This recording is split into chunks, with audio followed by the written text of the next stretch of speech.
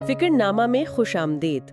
आज हम आपको ले चलते हैं मसनवी मौलाना रूम के दूसरे दफ्तर के दूसरे हिस्से में। ये वो हिकायात हैं जिनमें इश्क, हिकमत और सच्चाई के वो मोती हैं जो सदियों से दिलों को रोशनी देते आए हैं।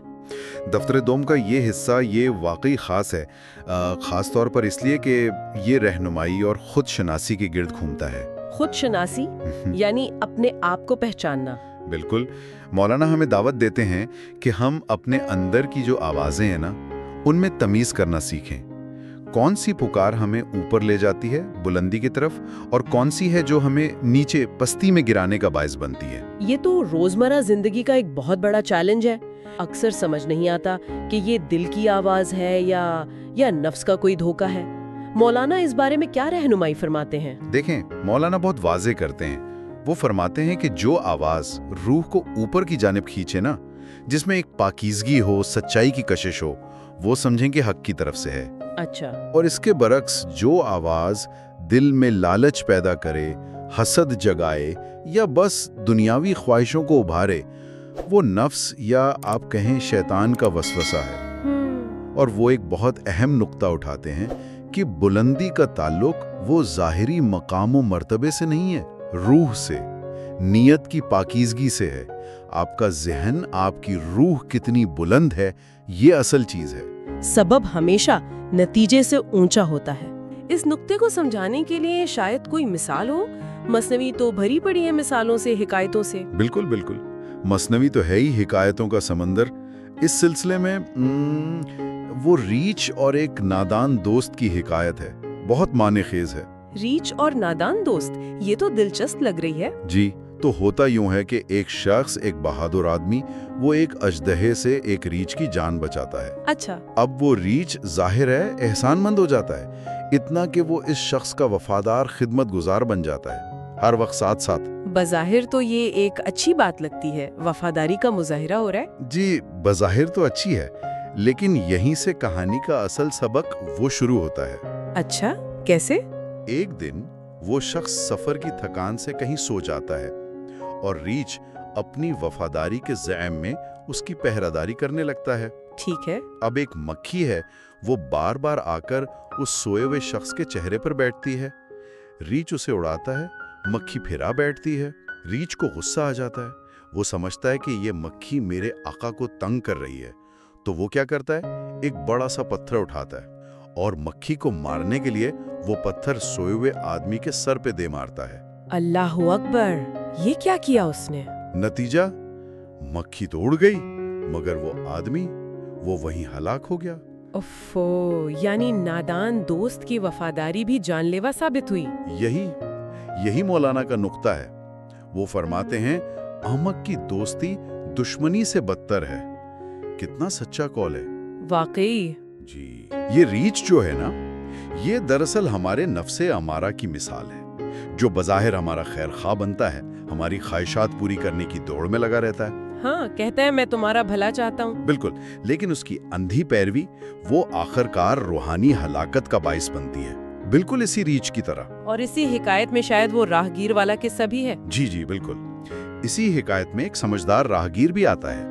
वो उस सोए हुए शख्स को जगाकर समझाने की कोशिश करता है कि भाई ये रीछ वहशी जानवर है, इसकी दोस्ती पर एतबार ना करो, ये ठीक नहीं है। लेकिन वो आदमी नहीं मानता है ना? नहीं मानता, उल्टा उस राहगीर पर हसद का इल्जाम लगा देता है कि तुम मेरी और रीछ की दोस्ती से जलते हो, और उसकी नसीहत रद्द कर देता है। यानी नसीहत कबूल करने के लिए भी दिल में जगह होनी चाहिए, तकब्बुर आड़े आ जाता है। सही बात है। और ये भी कि सिर्फ नीयत का अच्छा होना काफी नहीं। रीछ की नीयत तो शायद अच्छी थी, वो मदद करना चाह रहा था। हाँ, मक्खी से बचाना चाह रहा था। मगर अमल में हिकमत नहीं थी, समझदारी नहीं थी, तो अच्छा नतीजा नहीं निकला। और ये भी कि सही नसीहत करने वाले की कद्र करनी चाहिए। ये बात तो बहुत गहरी है। यानी ये पहचानना कि कौन सी नसीहत सच्ची है और कौन सी महज नफ्स का फरेब, ये खुद एक बसीरत का काम है। यकीनन। और इसी से जुड़ी एक और मिसाल वो भी दफ्तर दुअम में ही है, हजरत मूसा अलैहिस्सलाम और बिछड़े की पूजा करने वालों की। अच्छा, वो सामरी जादूगर वाला किस्सा। जी, मौलाना सवाल उठाते हैं कि कौमे मूसा ने सैकड़ों मौजज़ात देखे, असा का सांप बनना, समंदर का फटना, इतने वाज़े निशानात। जी हाँ। इन सब के बावजूद हजरत मूसा की बात पर शक किया, तरद्दुद किया। मगर सामरी जादूगर ने जब मिट्टी से एक बिछड़ा बनाया जिससे आवाज आती थी, तो उसकी आवाज पर फौरन यकीन कर लिया। ये कैसे हुआ? ये वाकई हैरानी की बात है। इसकी क्या वजह बयान करते हैं मौलाना? वो फरमाते हैं कि हर जिन्स अपनी ही जिन्स की तरफ खींचती है। हर जिन्स अपनी जिन्स की तरफ? मतलब ये कि जिन दिनों में दुनिया की मोहब्बत थी, ज़ाहिरी चमक दमक थी, नफसानी ख्वाहिशात का गलबा था, उन्हें सामरी के इस फरेब में, उस बिछड़े की आवाज में अपनी ही जिन्स की कशिश महसूस हुई। यानी उन्हें वो आवाज अपनी ही अंदरूनी ख्वाहिशात का अक्स लगी? बिल्कुल। वो उसे अपने अंदर की आवाज का, अपनी चाहतों का अक्स समझे और उस पर फरिख्ता हो गए। जबकि इसके बरक्स जिनके दिल पाक थे, जैसे हजरत अबू बकर सिद्दीक रजी अल्लाह अन्हु जी, उन्होंने तो बस चेहरा नबी सल्लल्लाहु अलैहि वसल्लम को देखा और हक को पहचान लिया। उन्हें किसी मौजज़े की जरूरत ही नहीं पड़ी, उनका दिल का आईना साफ था। और अबू जहल जैसे लोग चांद के 2 टुकड़े होते देखकर भी इनकार पर कायम रहे। क्यों? क्योंकि दिल का आईना गर्दालूद था, टेढ़ा था, वो हक को कबूल करने को तैयार ही नहीं था। गोया असल चीज दिल के आईने का साफ होना है। अगर आईना साफ हो तो हक का अक्स फौरन कबूल कर लेता है, वरना धुंधलाहट या वो कजी उसे कबूल करने से रोकती है। बिल्कुल, दिल की सफाई और सही रहनुमाई की तलाश, यही असल सफर है। और मौलाना कहते हैं कि ये सफर आसान नहीं है, इसमें आजमाइशें आती हैं। कभी कभी तो हम खुद अपनी दुआओं में गलती कर जाते हैं। अच्छा, दुआओं में गलती? वो कैसे? उसकी क्या मिसाल है मसनवी में? एक बहुत ही आप कहें सबक आमोज़ का हुआ है, एक बीमार सहाबी की। जी। नबी करीम सल्लल्लाहु अलैहि वसल्लम उनकी इयादत को तशरीफ ले गए। देखा तो वो सहाबी बीमारी की शिद्दत से बहुत लागर हो चुके थे, बिल्कुल कमजोर। आप सल्लल्लाहु अलैहि वसल्लम ने उनसे पूछा बड़े शफीक अंदाज में कि क्या तुमने कोई खास दुआ मांगी थी? तो सहाबी को याद था कुछ? पहले तो उन्हें याद नहीं आया। परेशानी में, बीमारी में इंसान भूल भी जाता है। लेकिन नबी करीम सल्लल्लाहु अलैहि वसल्लम की रूहानी तवज्जो से उन्हें याद आ गया। क्या दुआ मांगी थी उन्होंने? उन्होंने अर्ज किया, या रसूल अल्लाह, मुझे याद आया, मैंने ये दुआ मांगी थी कि ए अल्लाह, मेरे गुनाहों की जो सजा मुझे आखिरत में मिलनी है ना, वो मुझे इसी दुनिया में जल्दी से दे दे। हैं? ये कैसी दुआ है? दुनिया में सजा मांग ली? जी, वो शायद ये समझ रहे थे कि दुनिया का अजाब आखिरत के मुकाबले में हल्का होगा, या शायद बेसब्री थी। लेकिन ये दुआ ठीक नहीं थी। तो नबी करीम सल्लल्लाहु अलैहि वसल्लम ने क्या फरमाया? आप सल्लल्लाहु अलैहि वसल्लम ने उन्हें इस दुआ से मना फरमाया, सख्ती से नहीं बल्कि मोहब्बत से समझाया, और उन्हें वो सही दुआ सिखाई जो हम सब पढ़ते हैं, कुरान की दुआ, रब्बना आतिना फिद दुनिया हसना व फिल आखिरत हसना व क़िना अज़ाबन नार। यानी ए हमारे रब, हमें दुनिया में भी भलाई अता फरमा और आखिरत में भी भलाई अता फरमा, और हमें आग के अजाब से बचा। बिल्कुल। तो इस हिकायत से मौलाना ये सिखाते हैं कि हमें अल्लाह ताला के मामलात में उसकी हिकमत में दखल अंदाजी नहीं करनी चाहिए, और ना ही अपनी कम अक्ली से ऐसी चीज़ें मांगनी चाहिए जिनका अंजाम हम नहीं जानते। अल्लाह की रहमत पर, उसकी हिकमत पर भरोसा करना चाहिए। ये तो बहुत ही अहम सबक है। हम वाकई अक्सर बेसब्री में या कम इल्मी में गलत दुआ मांग बैठते हैं, और इसका ताल्लुक भी शायद नफ्स की चालों से है। वो हमें बेसब्र कर देता है। यकीनन नफ्स और शैतान ये इंसान को राह रास्त से भटकाने के लिए हर हरबा इस्तेमाल करते हैं, और बाज़ औक़ात तो वो नेकी का लिवादा उड़कर आते हैं। नेकी का लिवादा? मतलब नेकी के भेस में धोखा? जी हाँ। इसकी सबसे हैरत अंगेज मिसाल वो मौलाना इस हिकायत में देते हैं जब शैतान ने हजरत अमीर मुआविया रज़ी अल्लाह ताला अन्हु को फजर की नमाज के लिए जगाया। क्या शैतान ने नमाज के लिए जगाया? ये कैसे मुमकिन है? इसका मकसद तो नमाज कज़ा करवाना होना चाहिए, वो तो दुश्मन है। यही सवाल हजरत मुआविया रज़ी अल्लाह ताला अन्हु ने भी किया। वो अपने महल में आराम फरमा रहे थे, सो रहे थे कि किसी ने उन्हें जगाया। आँख खुली तो देखा इब्लीस खड़ा है। अल्लाह! पूछा, तुम यहाँ कैसे और मुझे क्यों जगाया? तुम्हारा यहाँ क्या काम? इब्लीस ने बड़ी पारसाई से बड़ा नेक बनकर जवाब दिया, हुजूर, नमाज फजर का वक्त निकला जा रहा था, मैंने सोचा आपकी नमाज कज़ा ना हो जाए, इसलिए जगा दिया। کمال ہے، حضرت معاویہ نے کیا جواب دیا؟ یقین کر لیا؟ نہیں، وہ صاحب بصیرت تھے۔ انہوں نے فوراً کہا، تمہاری نیت کبھی اچھی نہیں ہو سکتی، تم ازل سے انسان کے دشمن ہو، تم نے مجھے کسی نیکی کے لیے نہیں جگایا، سچ بتاؤ اصل مقصد کیا ہے؟ تم چور ہو کر چوکیدار کا بھیس کیوں بدل کر آئے ہو؟ بالکل صحیح پہچانا۔ تو ابلیس نے کیا چال چلی پھر؟ پہلے تو اس نے بہت فلسفہ بگھارا، کہنے لگا میں تو محض ایک آزمائش ہوں، اچھے برے کی پہچان کراتا ہوں، میں کسی کو زبردستی گمراہ نہیں کرتا، لوگ خود برائی کی طرف مائل ہوتے ہیں تو میں راستہ دکھا دیتا ہوں، وغیرہ وغیرہ۔ یعنی اپنی صفائی پیش کرنے لگا؟ جی، لیکن حضرت معاویہ اس کے فریب میں نہ آئے۔ وہ اللہ سے مدد مانگتے رہے اور اصرار کیا کہ سچ بتاؤ تمہاری اس نام نہاد نیکی کے پیچھے کیا راز ہے؟ تو آخر کار اس نے سچ بتایا، ہار مانی؟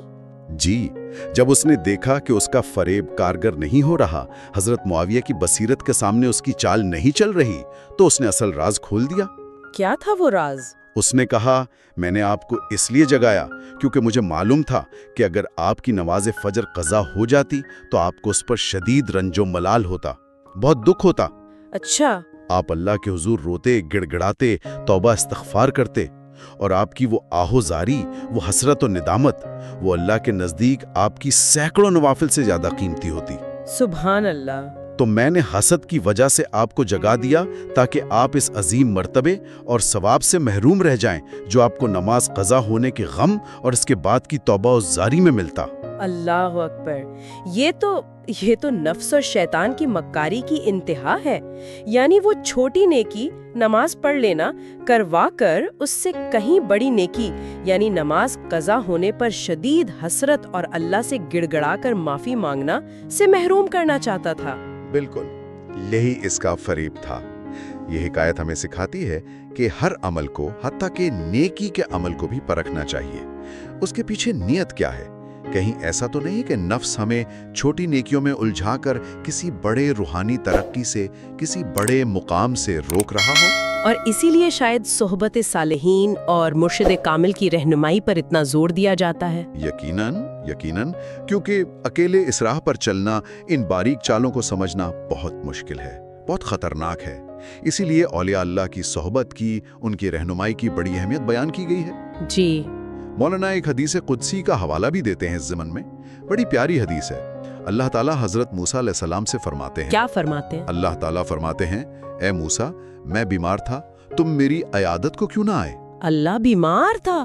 یہ کیسے؟ حضرت موسیٰ بھی حیران ہوئے ہوں گے۔ جی، حضرت موسیٰ نے عرض کیا، یا اللہ، آپ تو رب العالمین ہیں، آپ کیسے بیمار ہو سکتے ہیں؟ اللہ تعالیٰ نے فرمایا، میرا فلاں بندہ خاص، میرا ایک ولی، وہ بیمار تھا، تم نے اس کی عیادت نہیں کی، اگر تم اس کی عیادت کرتے تو مجھے وہاں پاتے۔ اللہ اکبر، یعنی اللہ کے نیک بندوں کی خدمت کرنا، ان سے محبت رکھنا، ان کی عیادت کرنا، یہ دراصل اللہ ہی کی خدمت اور محبت ہے۔ اللہ کو ان کے پاس پایا جا سکتا ہے۔ یہی نکتہ ہے، ان کی صحبت میں بیٹھنا گویا خدا کی صحبت میں بیٹھنا ہے۔